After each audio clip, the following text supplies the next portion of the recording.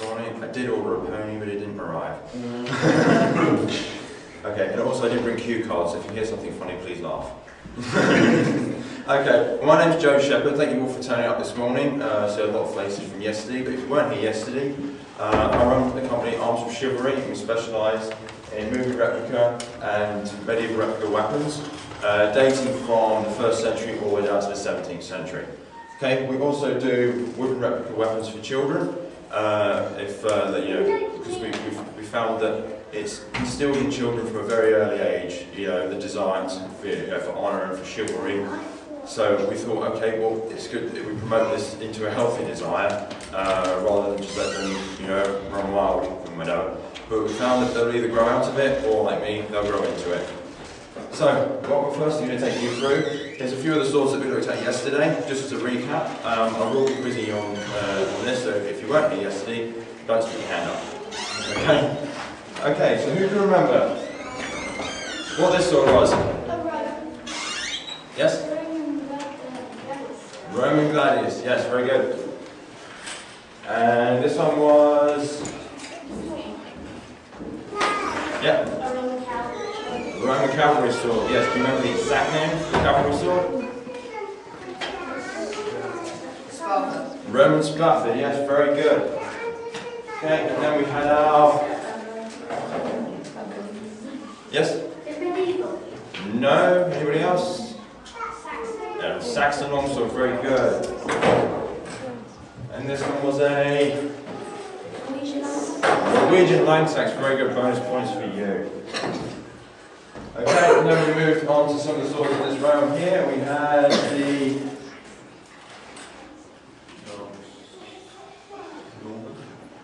No, this is not it. Okay, you can't see it, here we go. You really see that? Yeah. Is it the 14th century sword? Close, yep, 13th century sword, well done. Okay, and we had this one was a... Norman sword. Norman sword, very good. Okay, this one was... Hand and a half sword. Hand and a half sword. Oh, what else was it called? Bastard sword, very good. Okay, and then we had our... Wow. Claymore, very good. Return of the King.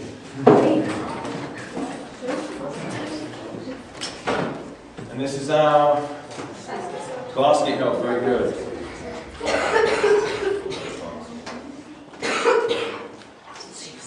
And finally we have our... Cutlass. No. 17th century sword that you could just carry around. Basically, yeah, 17th century short sword, yeah. Okay, well we had several questions yesterday regarding the construction of the sword. So I've brought with me here the very first sword I ever got. Anybody guess why I got this sword? No, it's because I was homeschooled myself for 14 years. So when I finally finished homeschooling, my parents bought me a sword. So this sword is very special. Okay, not only because it was a graduation present, but because it can also come apart. So I can show you what goes on the inside of the sword. Okay, the sword looks like a fairly simple object, but is remarkably complex in its construction. First of all, the outside of the sword is comprised of several components. We have the blade, we have the guard, we have a grip, and we have a pommel. Okay? The guard, the grip, and the pommel form what is called the hilt of the sword. So if you hear someone referring to the hilt, that is the collective name for these three parts. Come on in guys, don't be shy. Okay? So first we'll take a look at the blade. Okay? So the pommel comes off, grip comes off, and finally the guard can come off. Okay, so this is a sword blade. Okay? The blade, although a fairly simple object, it looks like just a sheet of metal. This is probably one of the most complex parts of the sword, because not only had it to be shaped properly, weighted properly, it also had to be tempered properly in order for it to be used effectively. Okay? The blade itself is composed of several parts. Okay? We have the edge of the blade, we have the forte, which is here, and then we have the tang. Okay? The edge of the sword was obviously used for cutting and thrusting. The forte is the strongest part of the sword, and this was used for catching all of the blows. This was where, if you was going to take a blow from an opponent, instead of parrying, you would take it with this part of the sword because you know it was the strongest. Okay?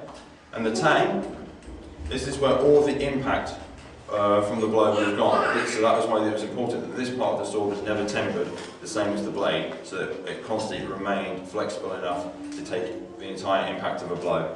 Okay? This sword is probably a better example of how not to make a blade than how to make a blade. If you can see, I don't know if you can, but the tang has actually been welded on to the blade. Okay? This is called a rat tail tang, and this is used in a lot of mass production because this is not designed to be a combat-ready sword. If we was to dismantle one of the swords on the display over here, you would find that the blade and the tang are one piece of metal. It just continues down. Okay? Another important part of the blade is here, which is called the shoulders. Okay? This is where the crossguard would rest. If this was too square, the crossguard wouldn't rest on it properly. Okay? So, we'll reassemble the sword. This part is called? Guard. The guard. Very good. So, on goes our guard. This part is? The grip. The grip.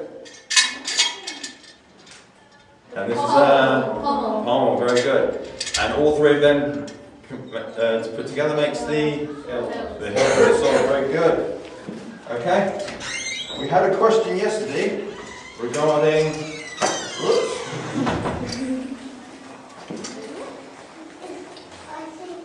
regarding the line that goes down the middle of the blade. Okay.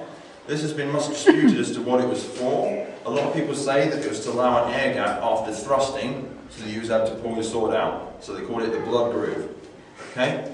Other people say that it's to aid in the balance of the sword. Okay? Because they found that wherever you put the balance of the sword, it would need to be evenly distributed. And other people would often say that it was a softer piece of metal would be used for the inside and harder metals for the outside, so that the edge would go sort of like the whole length of the blade. So that's what this was called, and this is called a fuller. Okay? It's a fuller or a blood groove. Okay, there will be questions later, so please remember.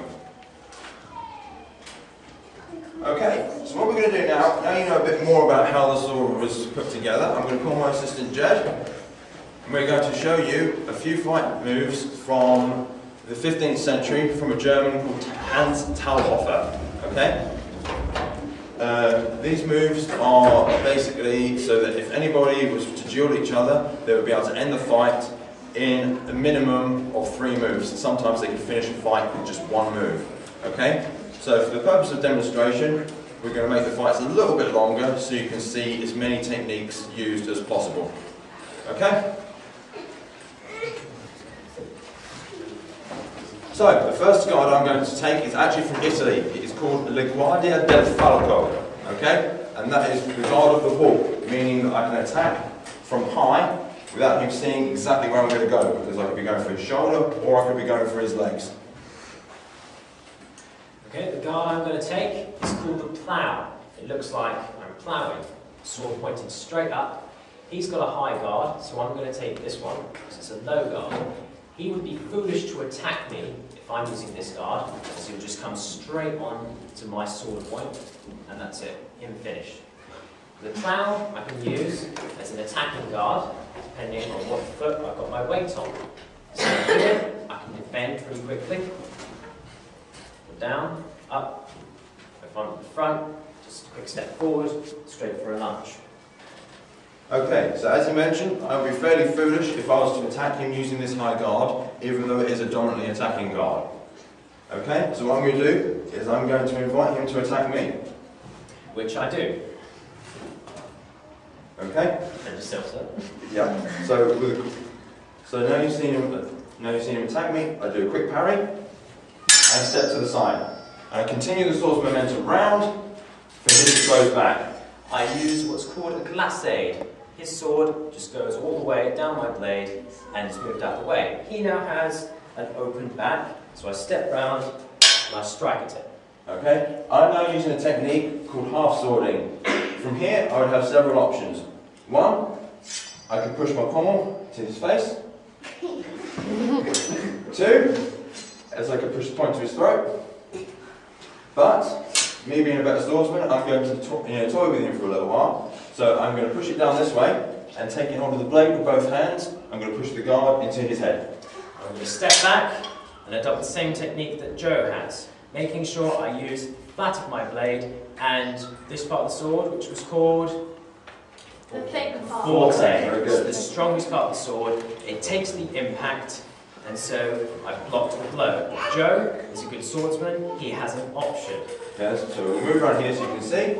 Okay, I can use my crossguard to pull the sword down, possibly disarming him, and then force the pommel into his face, ending the fight sooner. So, we'll say I'm a very good swordsman as well, so as soon as I've caught the blow, I'm going to move it out of the way. He now has an open face, my pommel here, I'm going to try and strike at it. Okay, well I don't want him to strike me in the face, and I would see the blow coming. Normally you'd think this is pretty defenceless, but using the guard of my sword, I can parry, and then fall straight into the point of my sword. Okay, or another way to end the fight is push the sword all the way down and use the entire hilt of the sword to the side of the head, the guard to the neck, or by quicker fist. Okay, so I'll run through the fight in complete motion so that you can see that at no point can anybody else attack each other after somebody's thrown a blow.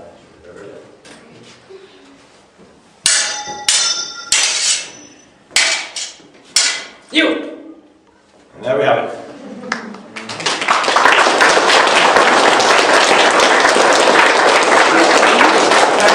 The second fight, I'm going to take another Italian guard. This is a really lazy guard. So a really expert swordsman would have used this guard to say, I know what I'm doing and I'm just going to wait for you to attack me because I'm just so relaxed. I feel this aura of him. So I take a low guard and defensively I put my weight on my back foot, inviting him to attack. Okay, the guard that Jed has taken is called the tail guard. Okay, so from here he can attack me by a swift move up or to the shoulder. Okay, so from here I have one really good attacking option, and that is to his exposed back because his guard is on the other side. So I step forward and cleave him like that. I take the blow on my forte yet again, and I'm going to remove the sword using the guard. So that sweeps out of the way. He now has his exposed back, so I'm going to step round. Okay, I catch the blow again, the forte of my sword using the half swording method, and I parry his sword across, thrusting the pommel to his face. All I do is catch the blow, take a step back, and now I will thrust my sword upwards into that tight six-pack. If you can find it. All I do is I use my sword with a lever action, parry with the point of my sword, I drop the hilt, and the point goes straight to his ribs, ending the fight. Okay, so to see this in fast motion. You! And it's over that quickly. Third and final fight is probably the best example of this technique, as it will be over in one move that you'll see. What I do is, now I'm taking the tail guard. From here, this is not really an attacking move, but with the guard that Jed is taking called the ox, I can see his exposed midsection, so I would take a swift uppercut. All I do is step out of the way, weight on my back foot, take one step forward, and cleave him in two. Okay, and just in case you're thinking there's a move I can do in between that, we should do this in fast motion. You! End of fight. Okay? Now, many of you may have seen movies and thought, I've never seen anybody fight like that in a film before. But it's only as of recently that historians have been thinking that they wanted to try and portray a more historic method of fighting. But if you want to take a look at some of the old movie fighting techniques, where the fight would last for ages and ages and ages, here are some of the blows that they would have used on the silver screen back in the days of, say, Errol Flynn and people like that. Okay? Just to note, I'm using a Saxon sword simply because this is one of the only other reenactment ones we have. If I was using something more like 17th century sword there, that would probably be a little bit more historic. Okay, so first we take a straightforward fencing guard, our knees are nice and loose, we have one foot facing towards each other and one foot facing in the opposite direction of each other. Okay? Our hands are nice and loose, we have loose wrists, so we're able to move our feet fairly quickly. Okay? So, first set of moves we will do is what we call the single hand 8, which is basically a sequence of 8 blows, 4 going forwards, 4 going backwards. Posing. Ready?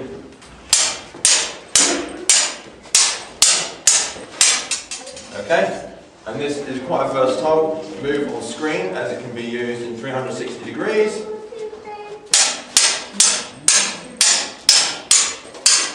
Okay, or as you saw, backwards and forwards across castle turrets. This can be used with also a variety of weapons, i.e. single hand swords, rapiers, and even broadswords, which we'll cover in a moment.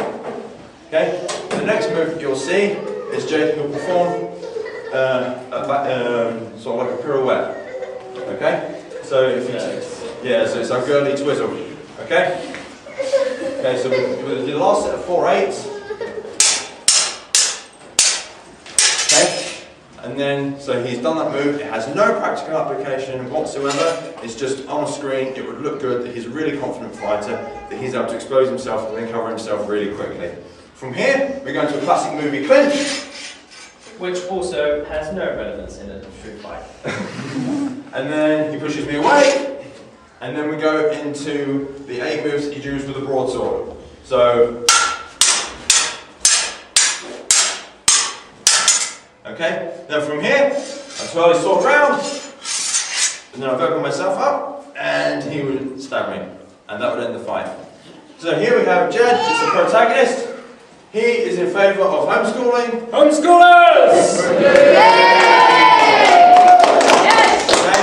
And I'm the antagonist in this fight, and I'll be in support of all the public schools.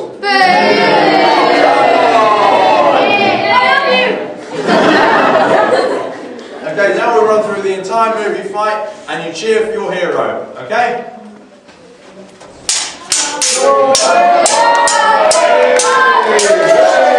Public school!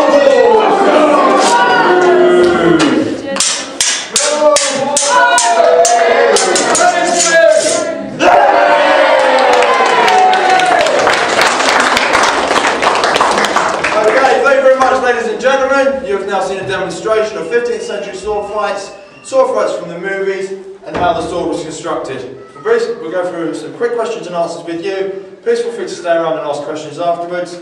We have been Arms of Chivalry. Thank you very much.